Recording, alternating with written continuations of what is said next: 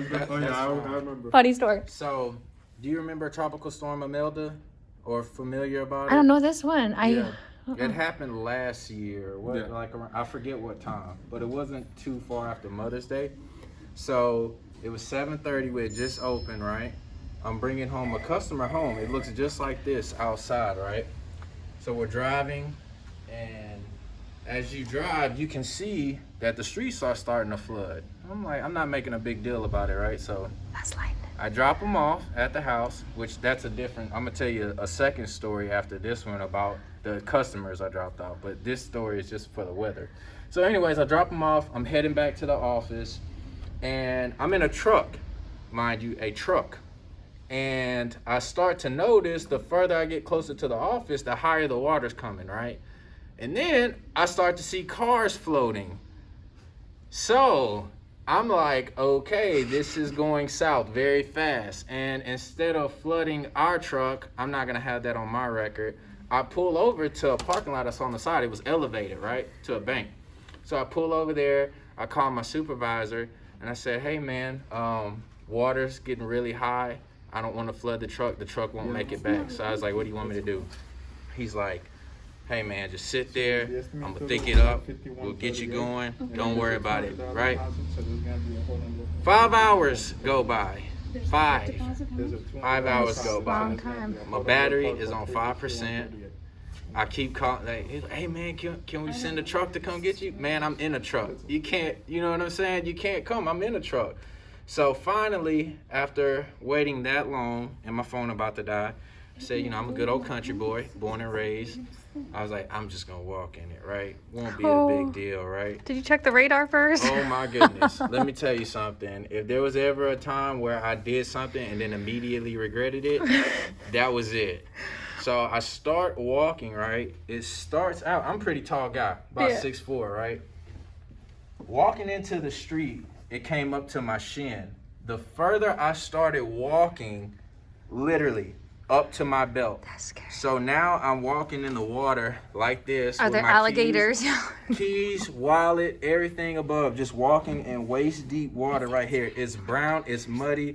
You don't know who's in there or what's in there. And that was one thing I was so scared of because you can't see anything. And you can sometimes hear the animals when it flood like that by me in Exactly. Florida. I'm like, I don't know if there's a gator, a snake, something sharp, wire, whatever the case is. I had no idea. So I start walking. I'm walking in this brown, murky water.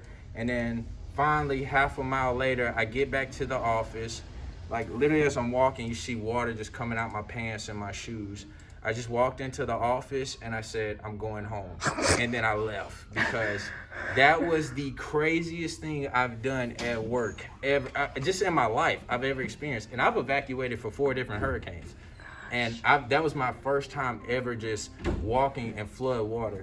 And like I said, it was waist deep. So imagine if you're shorter than me, you know, how scary that would be. It would be, you know, up to something. Yeah, because I come up to his chest, so like, what's that to me? Exactly. Like, I'd be getting my bra wet. Yeah, no, exactly. And That's that was scary. another thing. You didn't know where the bottom was. You know, and Kingwood is real hilly Huh. and stuff. So a hole? Yeah, so you don't know if you can step in a hole, if you're going down a slant, if you're gonna slip on mud, whatever the case was. But that was probably like the scariest 20 minutes I've ever had in my life. Was there lightning? Oh no. It Okay, wasn't good, lightning. 'cause that'd It be even wasn't lightning. scarier, right? Yeah, no, I was about to say, now earlier that morning, yes, definitely lightning and thundering, but at the time of me walking, it was just raining, kind of like it is outside. But like I said, it's just flood water everywhere. So looking back, would you have stayed in the truck or tried to drive it through, or just So, you gotta no, do what you do?